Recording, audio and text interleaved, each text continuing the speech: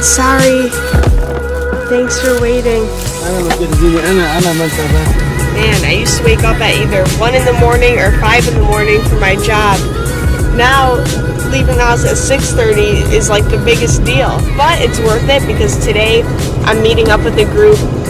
It's actually a tourist company. It's called Nahal, I want to say. I'm not sure how they pronounce it. And they're a company that takes tourists to some of the most beautiful sites in Lebanon.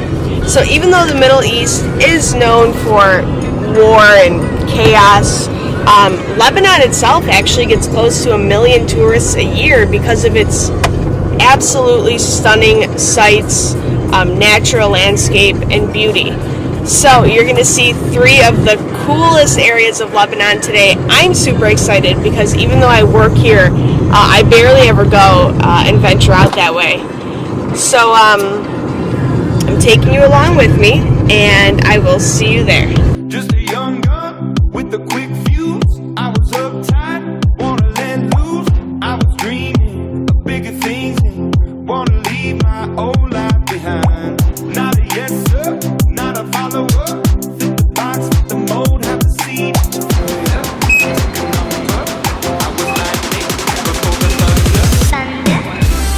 How cool is this? Right, but Going up to the caves. You're from America? Yeah. Fellow American? Yeah. Oh. Cool. Where are you from? I'm from Buffalo, New York. What brought you to Lebanon? I just wanted to see some of the Middle East. I've never been. Yeah, where are you from? Montenegro. Where is that? It's I've never heard of it's it. Yugoslavia. There's something for your vlog. I'm from Denver, but I lived in San Francisco for a few years and kind of quit my job and just started traveling for a while. So. Kind of like me. I quit my job. Oh, really? Well, I was a producer at a TV station. So I was always a journalist, but I wanted to come do journalism here on like the Syrian refugee crisis. Okay. But I also want to show the beauty of Lebanon.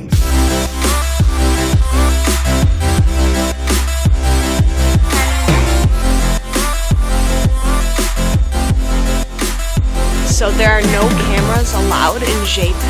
However, I told them I'm a journalist. So the tour guide called one of the owners, and he was like, well, we'll give her our own video. And I was like, no, please, can I at least just take some video on my own? So the owner said, okay, fine, but he's gonna send one of his employees to go with me. So she's coming right now, and we're gonna take some videos of the caves, but just goes to show, don't always take no for an answer. When she was just a girl, she expected the world, but it flew away from her reach. So she ran away in her sleep and dreamed of paradise, paradise, paradise.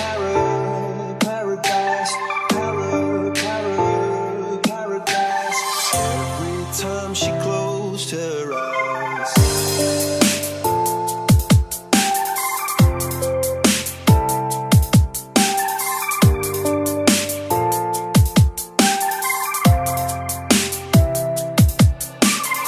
She was just a girl, she expected the world, but it flew away from her reach, and the bullets catching her teeth. Life goes on, it gets so heavy. Jeita is classified from the most beautiful caves in the world. We were in the competition of the 7 natural wonders, and we were between the first 14th. And it's the most visited touristic site in Lebanon. Where you want to sit? We get to here. This is good. Thanks. Now we're going to the lower part, the one that we're going to visit by boat. You know, the 2 levels.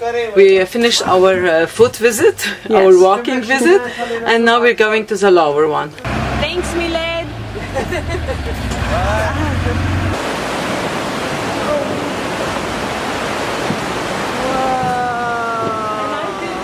Every time she closed her eyes.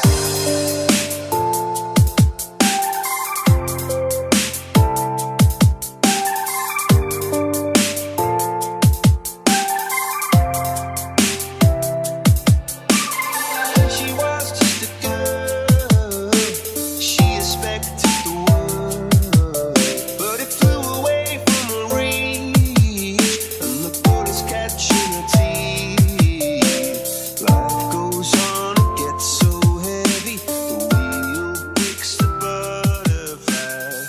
so far, being on the boat has been my favorite part of the tour. It's so relaxing. The air in here is like crisp and a little bit cool, but it feels so good.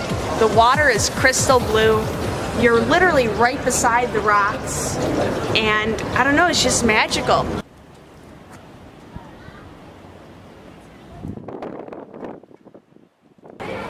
In Byblos we have the archaeology and not that much the history. Byblos is one of few places in Lebanon where you don't have to believe when you talk about. We don't say according to this, according to that, because we can easily prove it by the material evidence, by the ruins and the artifacts, and we've got more than enough. History is never a fact. Archaeology could be a fact. It's a science now. So when you have all those ruins and thousands of artifacts, very easy to manage and talk about your place. But regarding the history, any monkey, sorry for the word monkey, but any monkey can write down something on the internet at night. Millions of people will talk about the next morning as a fact. You see the difference? Very big between those two. So in Byblos we have the archaeology.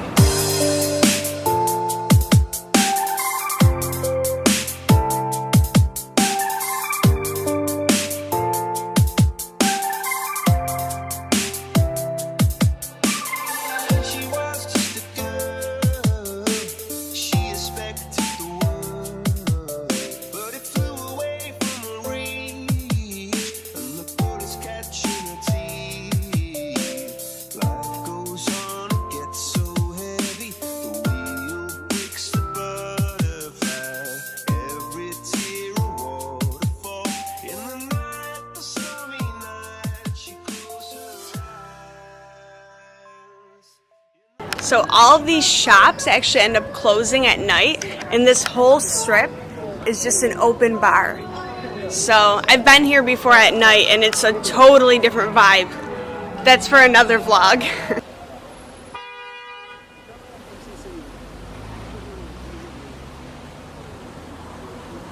Stop number 3 is the most important.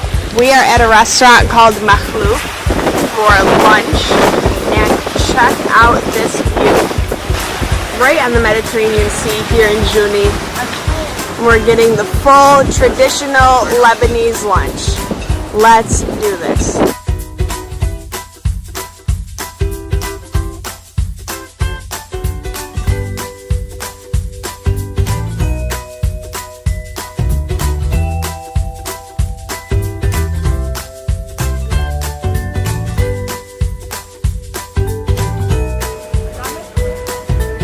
Oh, this is an Instagram picture waiting to happen.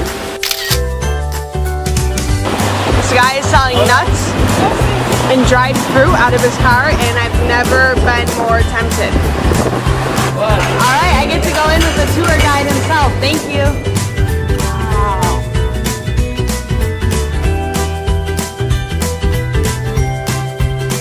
So Waad was just telling me that he now lives in Montreal, as you can see by his shirt, and he lived in Lebanon. Yes, you lived in Lebanon up until you were 40, and you really want to move back. Yes. And what do you miss about here? The small habits. I've got some bad gentleman habits, and I miss that. I used to swim every morning. I used to go fishing twice a year, eating 5 times a day seafood. So I miss all that in Montreal. Yeah, you grew up in Bein, right? Yeah, Byblos is my hometown. You grew up on the water. Not far from the water, yes. And my dad was only 17 when he left, but still he talks. Where was he in Lebanon? Mazra al-Dafer, next to I Italy. know the place. Yeah. I know it. And he still talks to this day about how he wants to come back. Yeah, you have to understand him. You know, I'm going to give you a new definition for the word immigration. Very big sacrifice for the parents. You're not going to understand that because you were born abroad and raised there. Same for my children. When I say that in front of them, they don't understand it very well.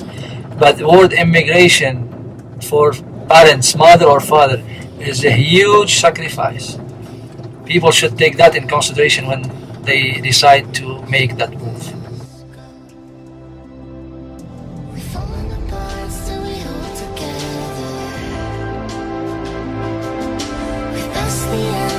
Just forever, 'cause this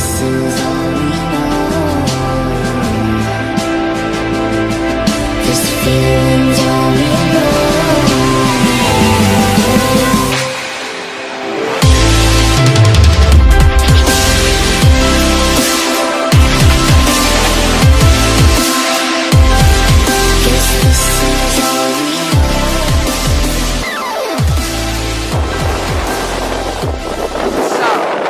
What do you think of Lebanon? It's the end of the trip.